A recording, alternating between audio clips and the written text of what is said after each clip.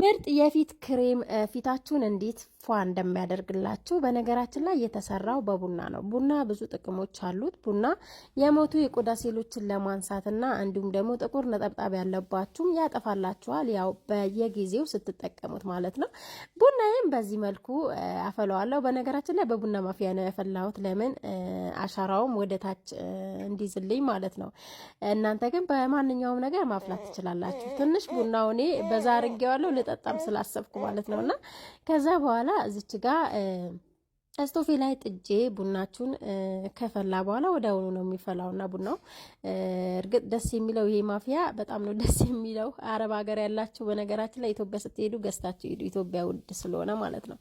ከዛ ያው ቡናዬን አፍልቼ ቀዳው ለራሴ። ከዛ በኋላ እዚች ጋር ቡና የሚበቃኝን አክል ነው የተጠቀምኩት። እዚች ጋር የተጠቀምኩት እኔ ወይኔ ጉድ ይፈላ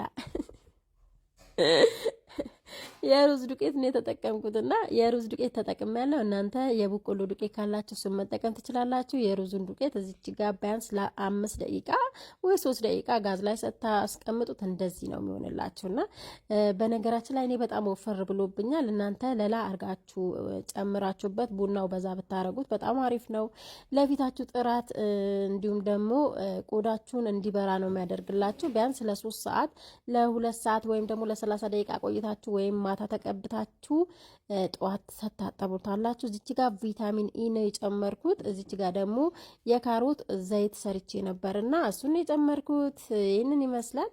በሌላ ቪዲዮ እንገናኛለን።